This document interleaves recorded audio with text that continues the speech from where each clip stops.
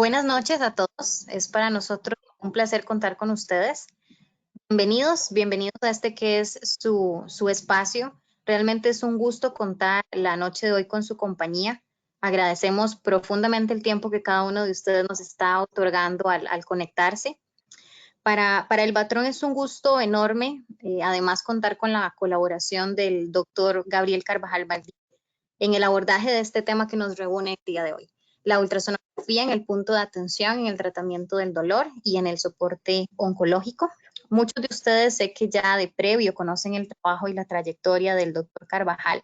Sin embargo, para quienes no lo hacen, el doctor es experto en el tratamiento del dolor, forma parte actualmente del staff médico del programa de tratamiento intervencionista del dolor del Centro Nacional de Control del Dolor y Cuidado Paliativo y del Departamento también de Hemato-Oncología del Hospital México. A lo largo de su formación profesional también ha desarrollado práctica en investigación dentro y fuera de Costa Rica y bueno, muestra de ello son las múltiples publicaciones científicas en las que ha intervenido. El día de hoy realmente pues contamos con la dichosa oportunidad de escucharle, de aprender. Esperamos sea un espacio también para la discusión y bueno, para ampliar conocimientos en general. Estaremos el día de hoy reunidos aproximadamente por el espacio de 1 hora. Como pueden ver en la región superior derecha de su pantalla, pues van a encontrar las opciones de chat y desde allí les solicitamos por favor anotar sus consultas, todas aquellas consultas que vayan apareciendo para poder pues evacuarlas al final de la intervención con el doctor. Estaremos intentando evacuar todas las consultas posibles en vivo y bueno, de quedarnos alguna consulta pendiente daremos respuesta también por otras vías. Creo que, bueno, sin más y realmente agradeciendo su compañía y la compañía del doctor, pues les dejo en presencia entonces del doctor Gabriel Carvajal. Muy bien, bueno, buenas noches a todos y a todas y muchas gracias por el tiempo que se toman de compartir a través de estos medios digitales que de pronto esta época nos ha permitido crecer con esta tecnología que hace años está disponible, pero que de pronto no estábamos tan acostumbrados a utilizar. También le agradezco el espacio que me facilitan a la empresa Elvatron, quien amablemente consideró la posibilidad de que algunas de las cosas que cotidianamente hago puedan ser interesantes para otras personas.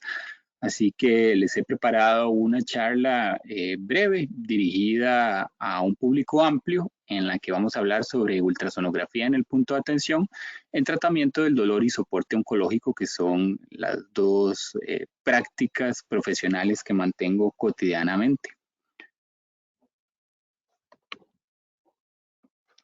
Como único objetivo académico para esta presentación, quisiera hacer una revisión narrativa de la experiencia particular acumulada en un centro especializado del uso cotidiano de la ultrasonografía durante el tratamiento del dolor y el soporte oncológico. Eso soy yo soy médico, soy especialista en medicina paliativa, una maestría en tratamiento del dolor y entrenamiento en técnicas invasivas de tratamiento del dolor. Trabajo en dos escenarios diferentes. Uno es un departamento de hemato-oncología en el que me dedico a seguir pacientes con dolor relacionado con cáncer. Y el segundo escenario es el Centro Nacional de Control del Dolor, que es un centro especializado en el tratamiento de condiciones avanzadas no curables y de dolor crónico de diferente etiología. Este es el escenario donde desarrollo mi práctica profesional mayoritariamente. Es una sala de tratamiento intervencionista del dolor, una sala que está absolutamente bien equipada y que aún así estamos mejorando nuestra oferta de equipamiento para poder aumentar la complejidad de las técnicas intervencionistas. Y hoy que vamos a tocar el tema de ultrasonografía en el punto de atención, pues este tema quisiera plantear algunos antecedentes históricos para que habláramos todos un lenguaje común. La ultrasonografía es un método de evaluación médica, diagnóstica, que es reciente dentro de la evolución de la medicina. De hecho, es tan reciente que pertenece a la década de los 50 cuando un médico irlandés de nombre Ian Donald, de especialidad ginecología, desarrolló en conjunto con una empresa una metodología de evaluación previamente no utilizada para el diagnóstico de masas intraabdominales. Así, por ejemplo, la primera publicación en 1957 en una revista científica de gran renombre demostraba los hallazgos ultrasonográficos de masas quísticas. La primera publicación, siendo Ian Donald ginecólogo, de un embarazo se hizo en 1959. Y esto, en realidad, es algo que ha, desde la época, evolucionado grandemente. Por ejemplo, a partir de la década de los 50, se organizaron tres grandes pilares de la ultrasonografía, siendo el primero de ellos la ginecología o gineco-obstetricia, el segundo de ellos la cardiología o la ecocardiografía, y el tercero de ellos las evaluaciones radiológicas realizadas de cuerpo entero, principalmente por la especialidad de radiología de imágenes médicas. Eso por varias décadas fueron los tres grandes pilares de la ultrasonografía. Sin embargo, a partir de la década de los 90 y con la incorporación de destrezas específicas basadas en imágenes médicas ecográficas por otras disciplinas no incorporadas en estos tres pilares principales, permitió el desarrollo de lo que se conoce como ultrasonografía en el punto de atención. Así, progresivamente diferentes disciplinas fueron adoptando este método de evaluación para ser adaptado en su práctica profesional particular cotidiana. Ejemplo de esto es la ultrasonografía en el punto de atención en cuidados críticos, en anestesiología, en fisiatría, en reumatología, y así el número de especialidades que han ido adoptando la ultrasonografía como un complemento a la evaluación clínica tradicional en su práctica profesional específica ha crecido con el tiempo. Y ubicándonos a principios de los años 2000, ya claramente esto ha sido validado, tanto así que el New England en el 2011, hace 10 años, publica una revisión sobre este tema, ultrasonografía en el punto de atención, que es un artículo que realmente les recomiendo a ustedes se tomen el tiempo de revisar con tranquilidad porque sigue siendo bastante ilustrativo de las posibilidades de adaptación en diferentes escenarios que tiene esto. Y la medicina está viviendo una transformación. Nosotros estamos viendo que hay diferentes especialidades que están incorporando este método de evaluación dentro de su práctica clínica profesional, y aquí jocosamente presentamos la famosa clase del doctor Charcot, ¿verdad? En el famoso hospital de París, La Salpêtrière, en el que ciertamente él, para estudiar a Blanche, le hubiera probablemente gustado tener a mano un ecógrafo para hacer una evaluación Doppler carotidia de esta paciente. Aquí de paso aprovecho para invitarlos a aquellas personas que no se hayan afiliado al Blog Costarricense de Medicina. Es una iniciativa del doctor Leonardo Chacón, que tiene varios años de existir y que periódicamente y de forma gratuita pone a disposición conocimiento científico de muy alta calidad, principalmente dirigido a médicos de nuestro país. Así que aprovechen para revisar tanto la página web como el Facebook. La ultrasonografía en el punto de atención claramente es equipo dependiente, y nosotros sobre los años nos hemos podido contactar con diferentes equipos, con diferentes capacidades y diseñados para diferentes aplicaciones. Y globalmente uno podría, manera muy simplista decir, bueno, es mejor algún equipo de ultrasonido que ningún equipo de ultrasonido, pero ciertamente es mejor un buen equipo de ultrasonido que un mal equipo de ultrasonido. Y es que la ecografía en el punto de atención tiene que considerar una diversidad de escenarios profesionales. Por ejemplo, esto es una imagen de una misión a la que fui invitado por mi buen amigo, el doctor Guillermo Cubillo, que trabaja en el área de salud de Talamanca. Y en esa ocasión, en el año 2016, esta misión llevó equipos de ecografía para asistir en la evaluación clínica a los médicos de diferentes especialidades que fueron a servir a esta población geográficamente aislada.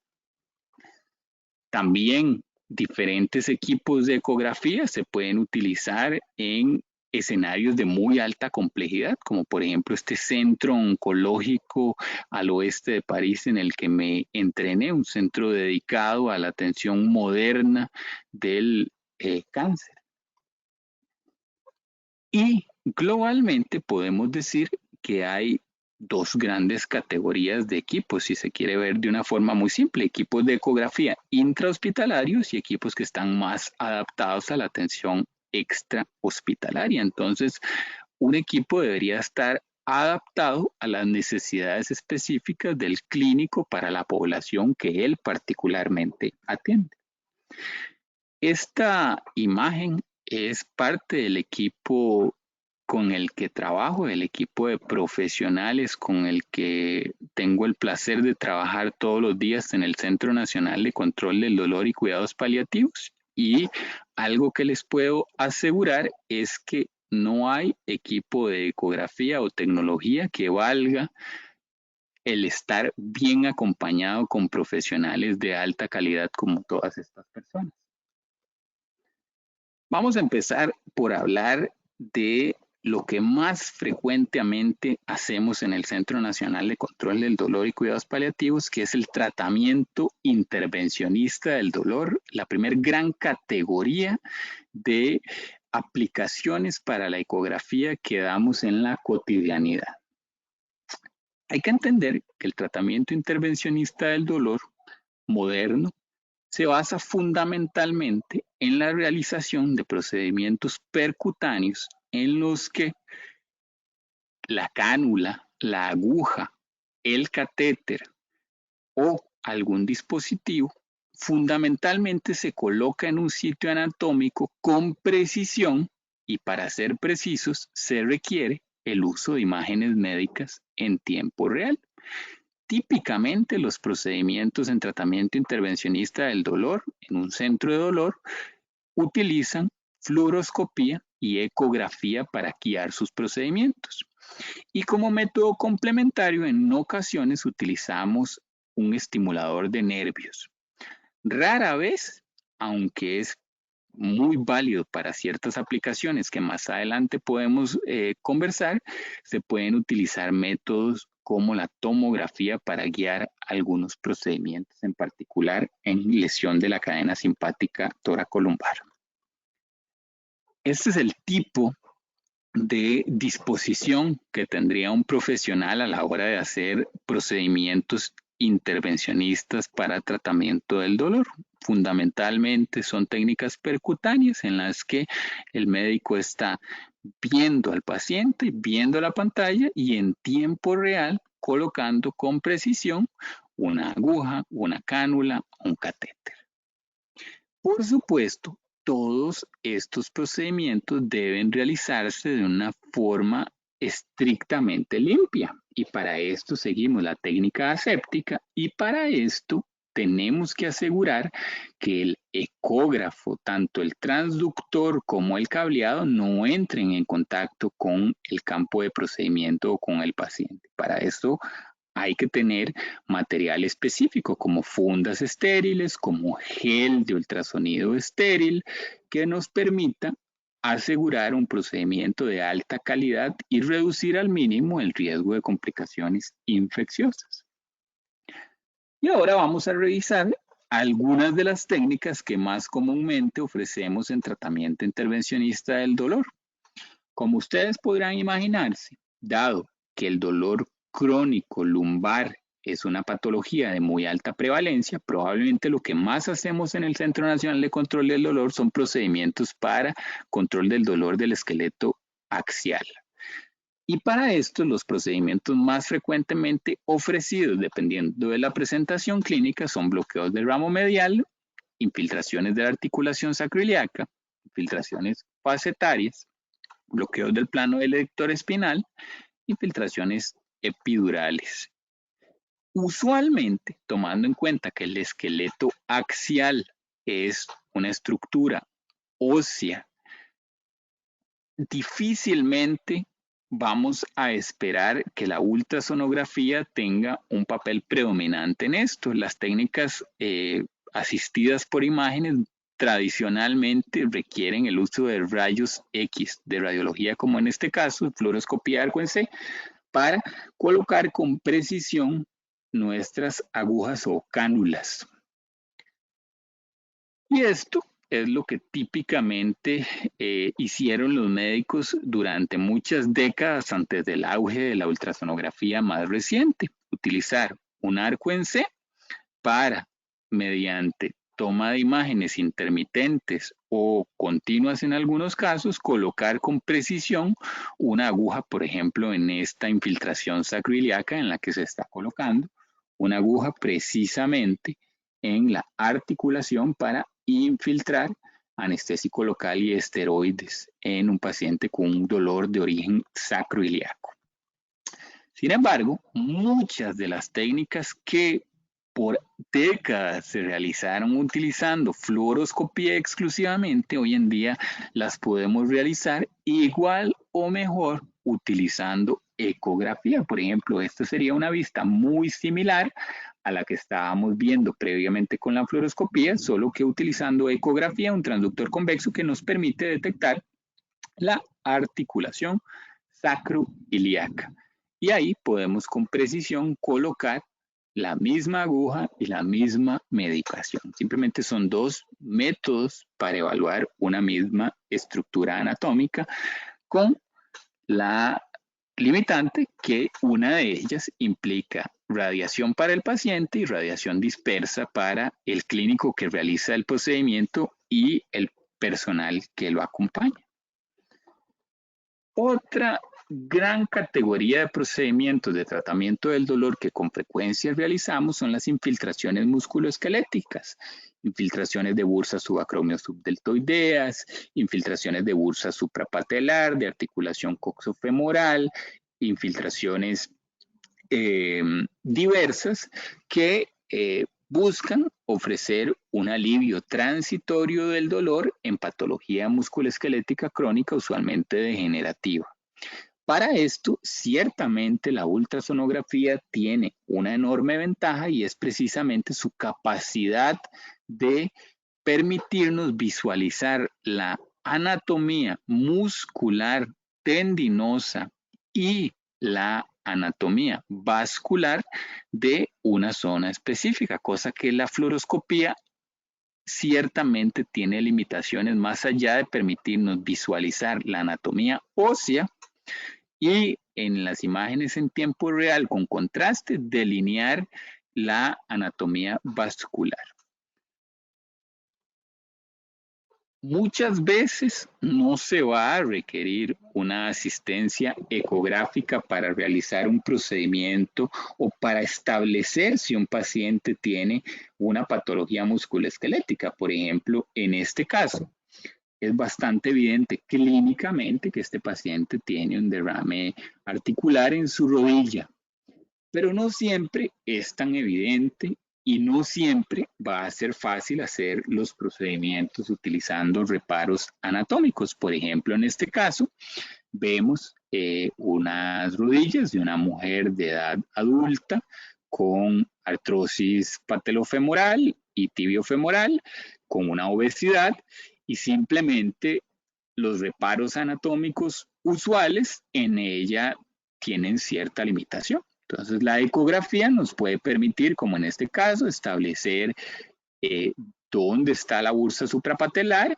y además delimitar la presencia de hipertrofia sinovial. De igual manera, podemos hacer procedimientos en articulaciones que no serían tan usuales, como por ejemplo en este caso esta artrocentesis en un paciente con una artritis de codo. Y ahora que yo les mencionaba que es mejor cualquier ultrasonido que ningún ultrasonido, pues es que en realidad en el tiempo hemos progresado tecnológicamente. Esto es donde nosotros estábamos ubicados en el año 2015. Y evidentemente cuando yo vuelvo a ver estas imágenes lo que me da es risa y en parte tristeza de que esta era la mejor tecnología que en ese momento podíamos ofrecerle a nuestros pacientes, un equipo de baja gama, con una pobre resolución, y aún así este equipo a nosotros nos permitió tomar mucho mejores decisiones en favor de una población frágil en ese momento en un hospital. Dentro del tiempo hemos evolucionado en la tecnología que ofrecemos. Por ejemplo, este es nuestro equipo actual de ecografía. Es un equipo que tiene capacidades de evaluación muy superiores a las que previamente teníamos. Y hemos podido apreciar algunos detalles tecnológicos que nos han facilitado la vida. Por ejemplo, la existencia de un brazo articulado, nuestra gama de transductores también se ha ampliado. Hemos pasado de tener tal vez de un transductor lineal únicamente a tener un transductor lineal, uno convexo y un transductor tipo hockey stick que nos permite hacer algunas cosas muy buenas en ultrasonografía musculoesquelética de pequeñas articulaciones y accesos vasculares. Por ejemplo, nótese que en un brazo como este, lo cómodo que puede ser tener acceso a un transductor lineal tipo hockey stick como este para hacer los procedimientos más simples para el operador. La otra gran categoría de procedimientos de tratamiento del dolor que hacemos los podemos poner en la categoría inespecífica de bloqueos. ¿Okay? Bloqueos es como un gran cajón en el que ponemos un gran número de técnicas que tienen que ver con inhibir la actividad de un nervio o de un grupo de nervios o modular la actividad de un nervio o de un grupo de nervios. Bloqueos hay como nervios hay. Hay bloqueos selectivos y bloqueos no selectivos o bloqueos de campo. Ciertamente, este gran número de técnicas, muchas de estas son adaptables a la ecografía. Muchas de estas originalmente fueron descritas principalmente para control del dolor agudo. Y ese es un gran reto que hemos encontrado y que creemos que diversas especialidades tendrán que tomar un rol más activo en este campo. En particular, he trabajado con gente muy comprometida en cuidados críticos, en medicina de emergencias, para tratar de ofrecer mejores soluciones a algunas situaciones que se siguen repitiendo en una época como el 2020. Por ejemplo, este es una imagen tomada de un atlas de atención quirúrgica francés de 1594, en el que aparentemente hay un paciente con un politrauma que tiene una fractura en su extremidad inferior y tiene una luxación de su articulación glenumeral. Bueno, ustedes pueden ver que hay un gran número de personas sosteniendo a este paciente porque probablemente ese procedimiento de reducción vaya a ser muy doloroso para él. Y a la derecha, una imagen moderna de la exacta misma situación ocurriendo hoy en día. Entonces, lo ideal sería ofrecer a estos pacientes algunas técnicas de control del dolor desde estos servicios de cuidados críticos y medicina de emergencias. Para esto, se requieren, por supuesto, condiciones de seguridad y de guía de imágenes mínimas. Entonces, se requeriría un carro de paro, un monitoreo electrocardiográfico, presión arterial no invasiva, una fuente de oxígeno, un cardiodesfibrilador, un equipo para guiar el procedimiento.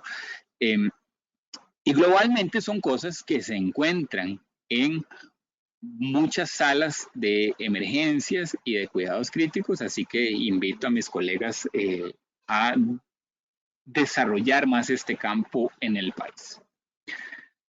La ultrasonografía nos permite bastante bien definir la mayoría de los nervios del cuerpo, que típicamente, no en todos los casos, están asociados muy de cerca a la anatomía venosa y arterial. Por ejemplo, esto es una imagen ecográfica con un transductor lineal a nivel del pliegue inguinal, en el que vemos la arteria, vena y nervio femoral.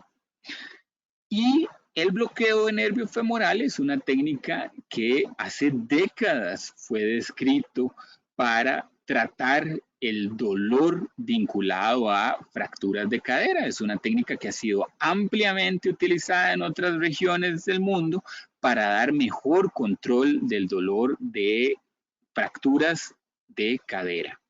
Nosotros hemos adaptado en ocasiones estas técnicas de bloqueo regional a técnicas de bloqueo regional continuo, por ejemplo, en este paciente con una fractura patológica de su cadera, en el que se le puso un catéter perineural y una infusión continua anestésico local.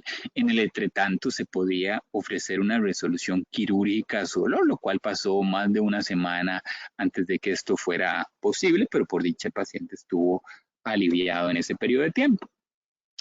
Y en raras ocasiones, y principalmente vinculado al dolor relacionado con cáncer, va a ser necesario no ya ofrecer un bloqueo en bolo, no ya ofrecer un bloqueo continuo, sino considerar una lesión definitiva de un nervio o de estos nervios, por ejemplo, utilizando una neurolisis química.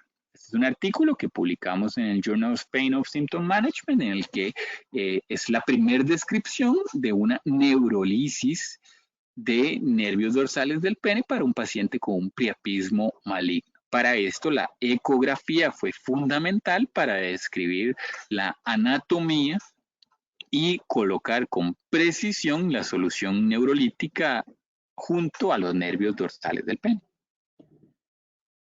En control del dolor crónico no relacionado con cáncer, rara vez las neurolisis estarán indicadas. Sin embargo, hay casos específicos en los que esta podrá ser considerada. Por ejemplo, esta es una paciente nonagenaria con importante comorbilidad cardiovascular, con un antecedente de una cirugía tipo Gillespie por una fractura de cadera, compleja, como pueden ver, con un importante dolor en la cadera derecha, para la cual consideramos una nueva técnica recientemente descrita, que fue el bloqueo del grupo pericapsular nervioso de la cadera. Esto es algunas imágenes en las que muestran la secuencia de la ejecución de esa técnica. Como pueden ver, es una paciente que está despierta. Esto típicamente no requiere sedación y consiste en la administración regional de grupo de fármacos a grupo de nervios que dan la inervación sensitiva predominantemente de la articulación coxofemoral.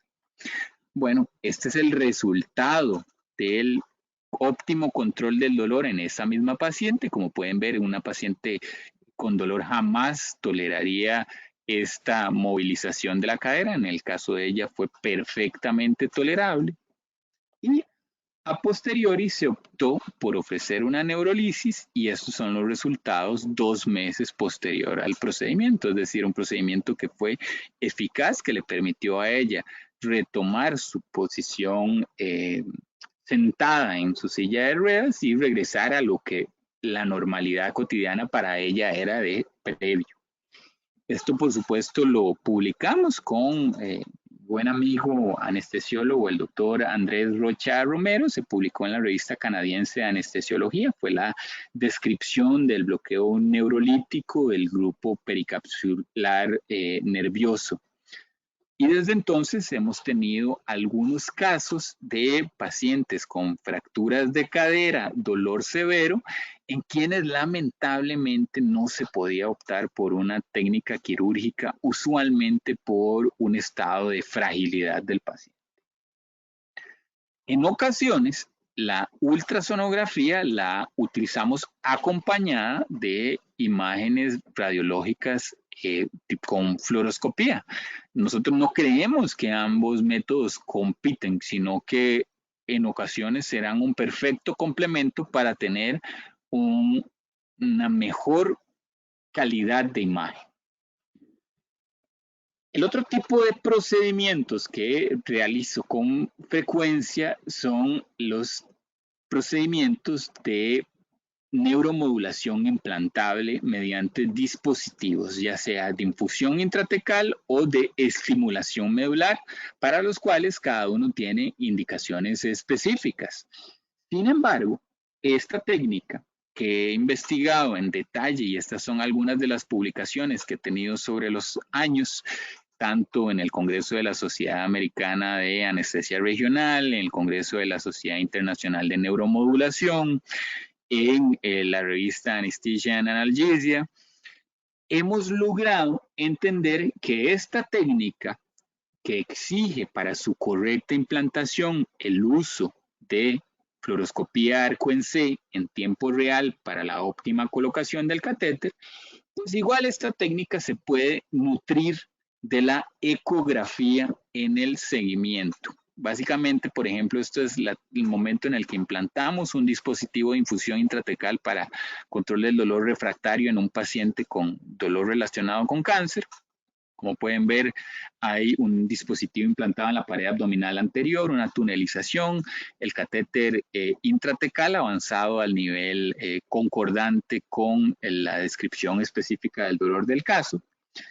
Y como pueden ver, estos dispositivos, que son metálicos, tienen un septo de silicona en el centro. Cuando estos dispositivos están implantados en pacientes con obesidad, puede ser difícil palpar este orificio a través de la pared abdominal, por lo cual ha sido descrita la técnica de rellenado del dispositivo utilizando ecografía. Entonces vean, por ejemplo, esto es de una paciente que seguimos en el Hospital México, en el que se ve el septo de silicona, y esto nos permite hacer una pequeña marca en la piel y sabemos exactamente dónde introducir nuestra aguja, tanto para evacuar la medicación como para hacer un rellenado.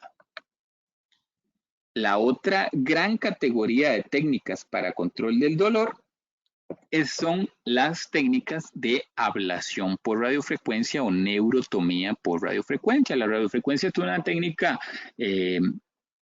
bastante antigua de tratamiento del dolor, en el que se utilizan cánulas que se colocan con precisión cerca de un nervio o de un grupo de nervios y permiten hacer una lesión selectiva de esta estructura al conectar esto a través de una sonda a un generador de radiofrecuencia que transmite energía de alta frecuencia a la punta de la cánula que no está aislada, y esto produce un aumento en el calor de los tejidos circundantes y produce una lesión térmica de la estructura que uno haya seleccionado.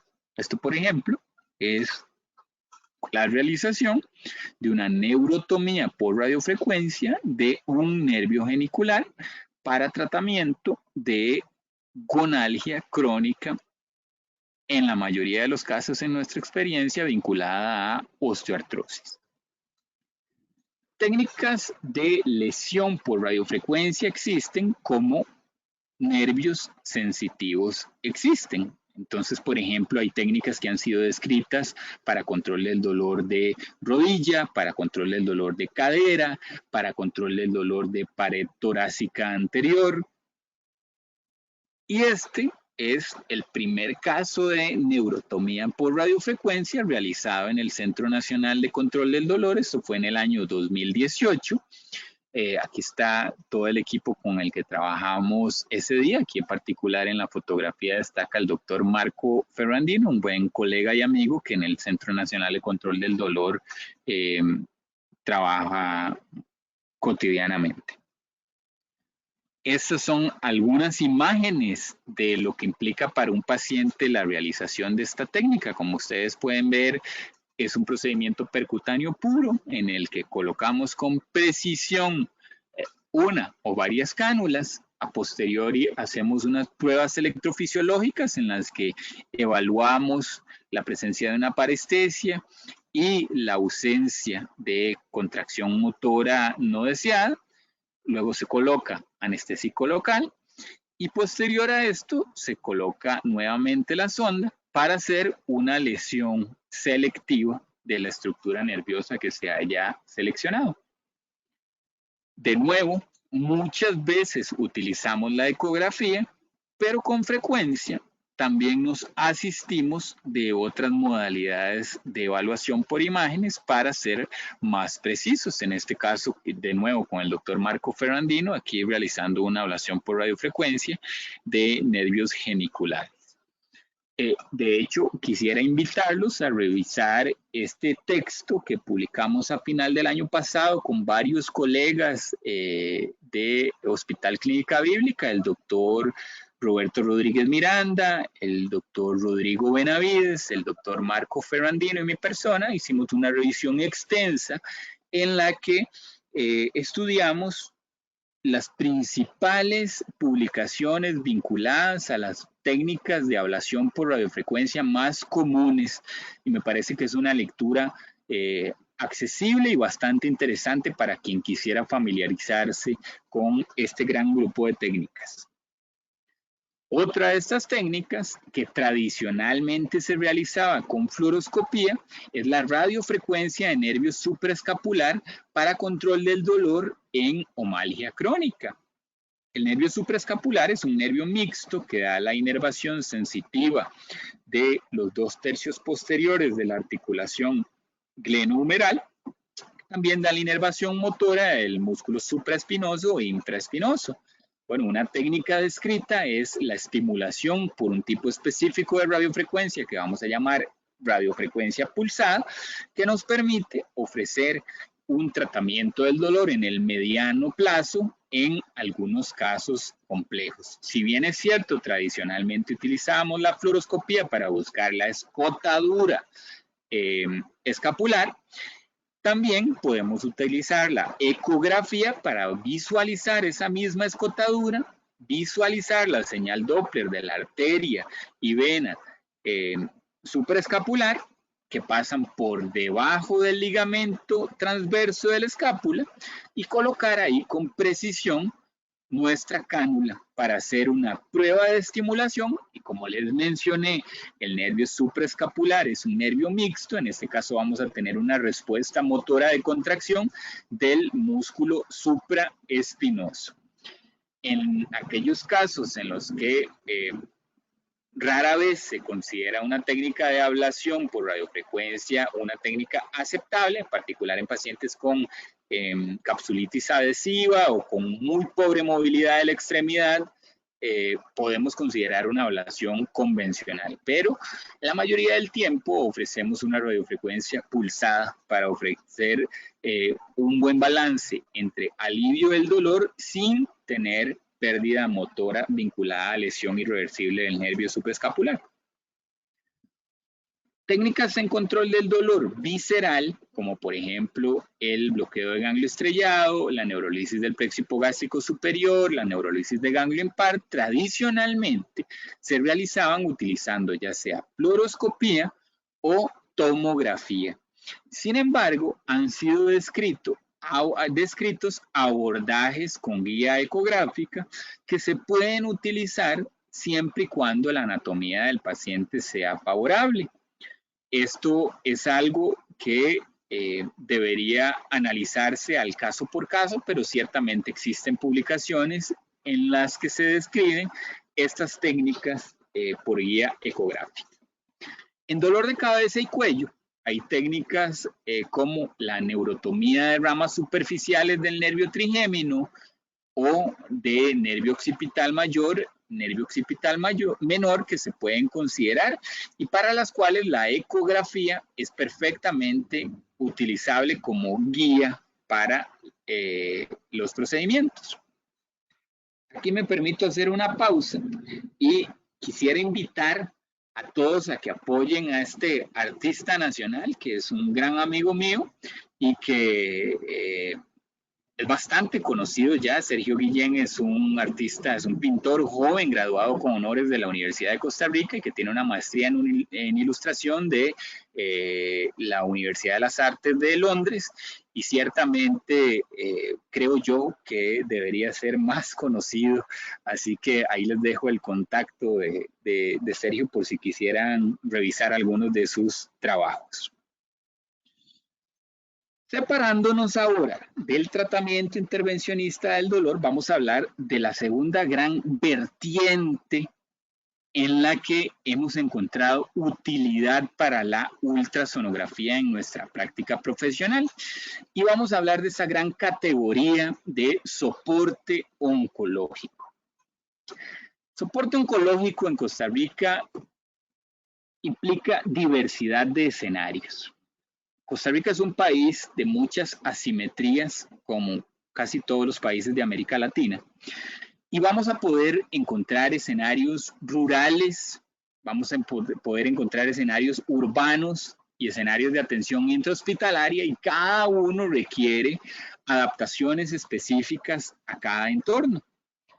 Yo tengo colegas, como por ejemplo este colega, el doctor Lars Solano de Turrialba, que para ir a servir a sus pacientes tiene que atravesar ríos, ponerse botas colibrí, ir a equiparse con equipos portátiles para poder servir mejor a poblaciones que están geográficamente aisladas.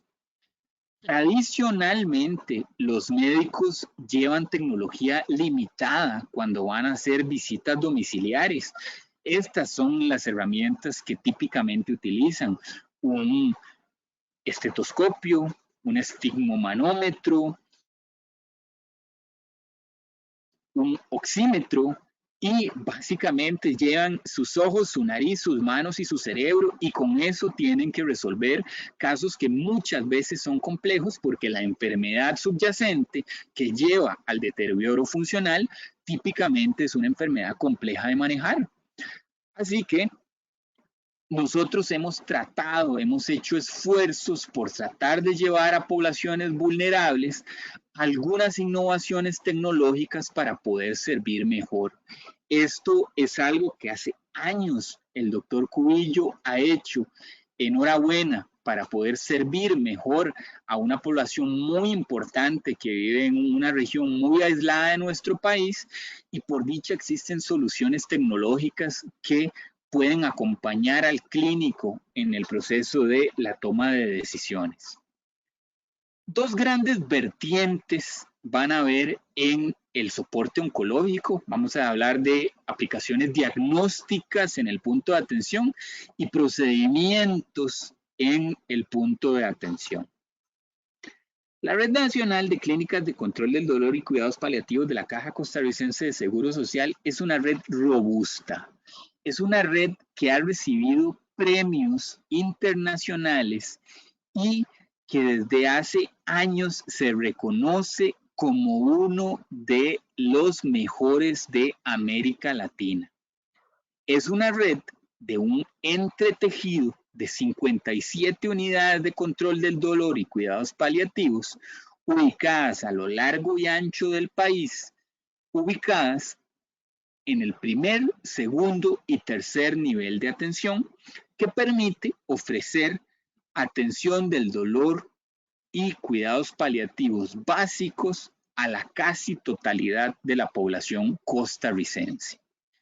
Esta red nacional de unidades de control del dolor y cuidados paliativos se articula a través de un Centro Nacional de Control del Dolor y Cuidados Paliativos, y casi todas las unidades disponen de un programa de atención domiciliar para las poblaciones más frágiles.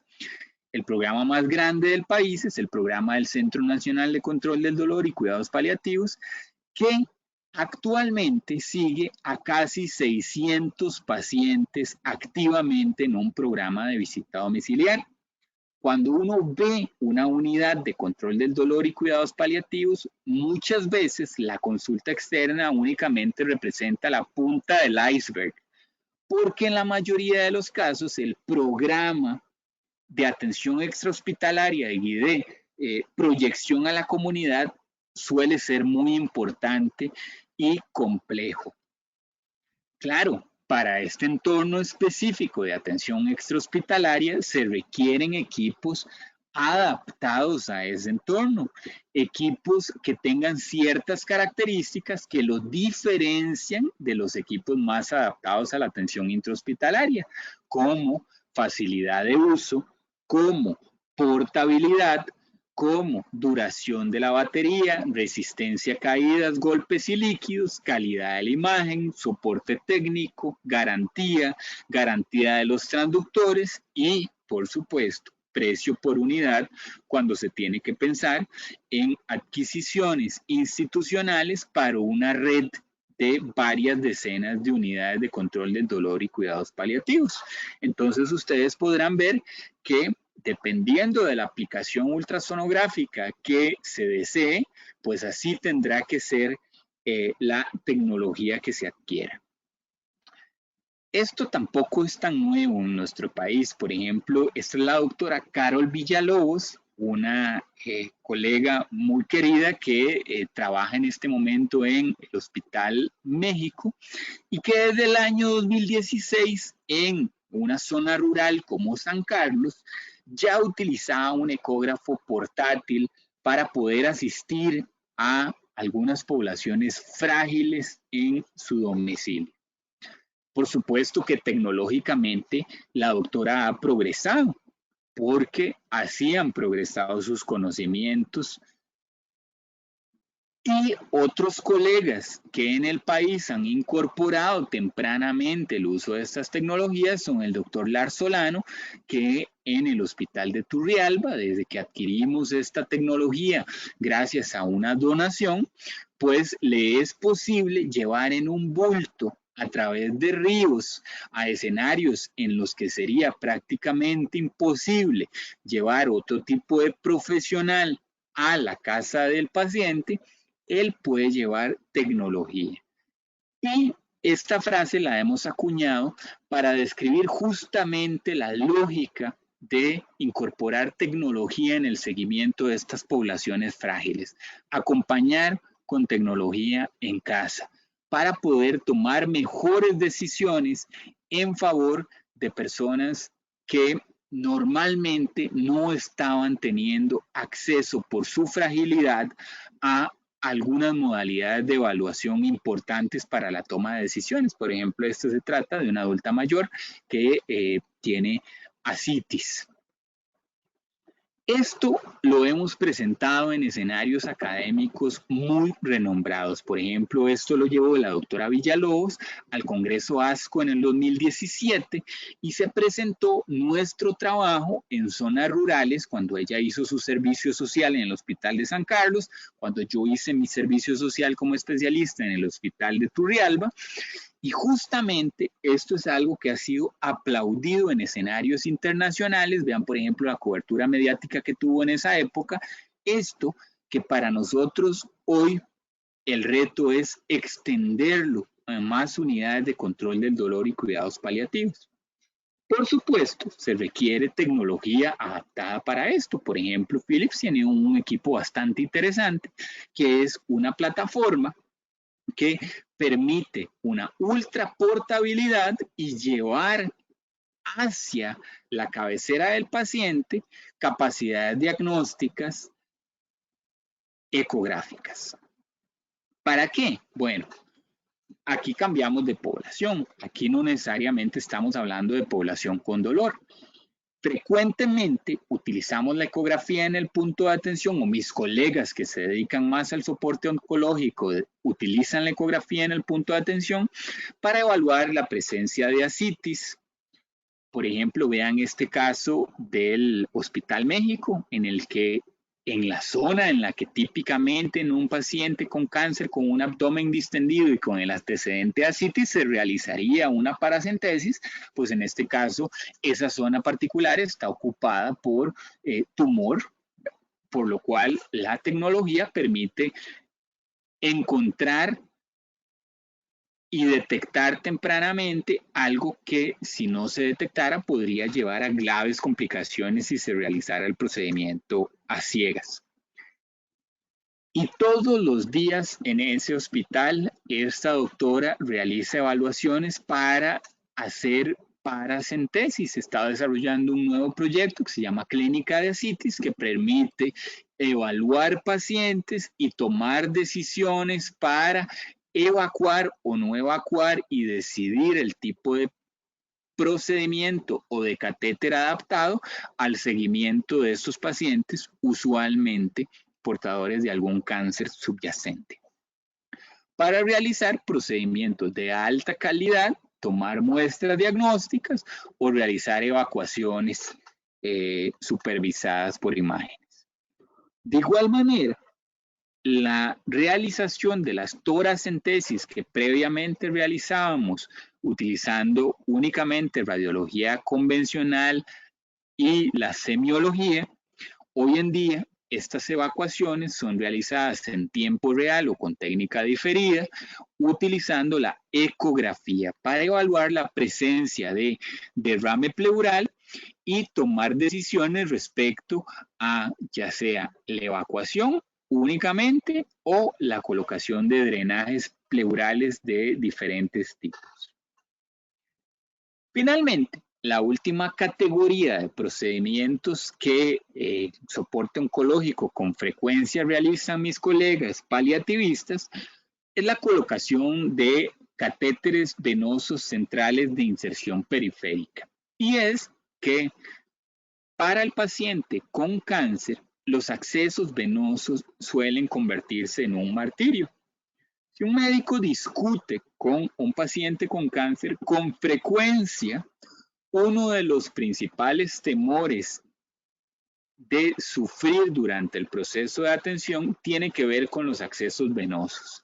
Tiene que ver con venopunciones a repetición, con venopunciones fallidas y con laboratorios que pueden implicar dolor para estos pacientes.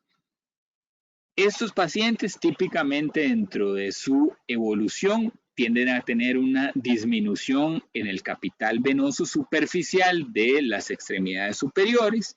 Con frecuencia se pueden intentar en casos difíciles tomar accesos venosos centrales de inserción central utilizando reparos anatómicos y a veces esto puede generar sufrimiento inducido por los cuidados.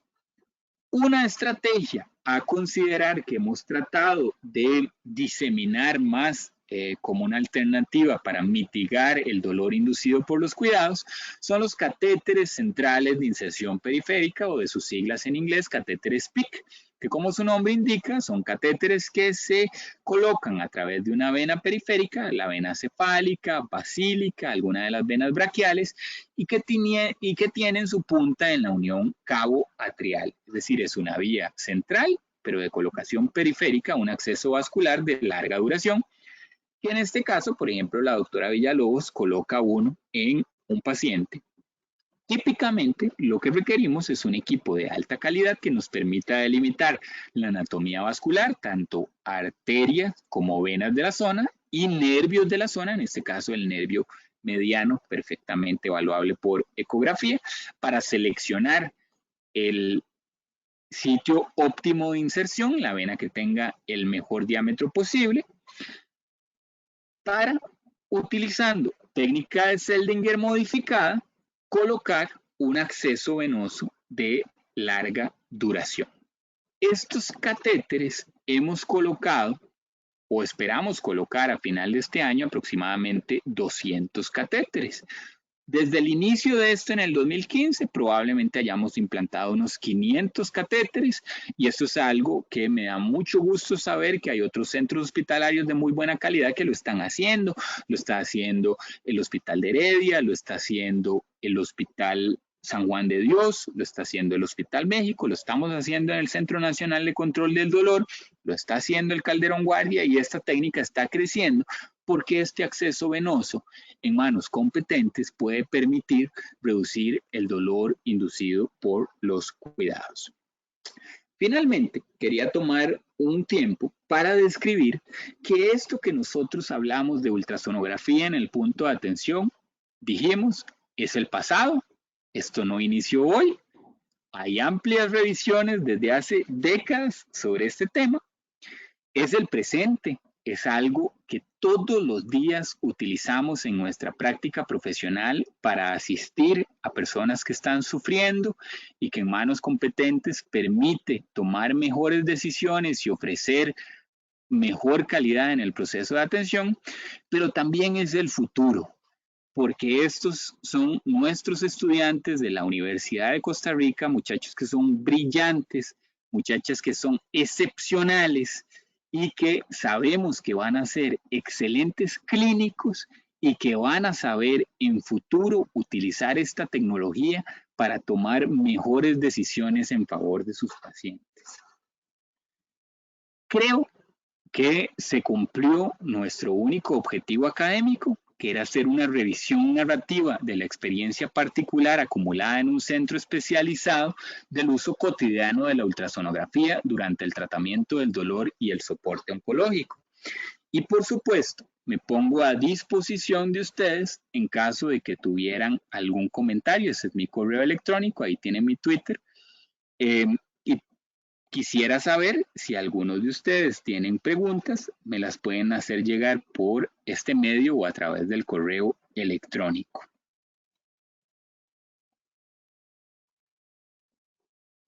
Le agradecemos profundamente al doctor Carvajal su tiempo, una gran charla como siempre, doctor, es un placer escucharlo. Ahorita tenemos una pregunta, nos consultan desde México, saludos a Víctor y a todo el team también de México que nos acompaña el día de hoy. Además de usted, doctor Carvajal, ¿cuántas personas participan en un procedimiento? En el Centro Nacional de Control del Dolor somos varios profesionales en la sala. Siempre tengo un enfermero asistente, un asistente de pacientes y en el monitoreo postprocedimiento tenemos un médico y otro profesional en enfermería. Entonces, en realidad es, como les decía, un gran equipo de profesionales que están atentos a que todo ocurra de la mejor manera.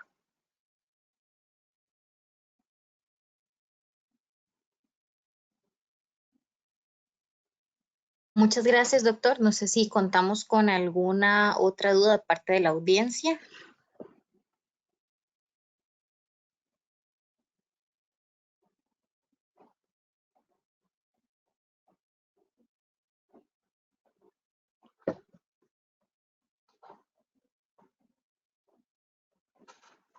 Acá nos están apareciendo varias felicitaciones, doctor. Dice, bueno, excelente charla. Felicidades al doctor Carvajal por su ponencia y bueno, le felicitan por ser un gran clínico. Tenemos varios comentarios en torno a las felicitaciones por la ponencia.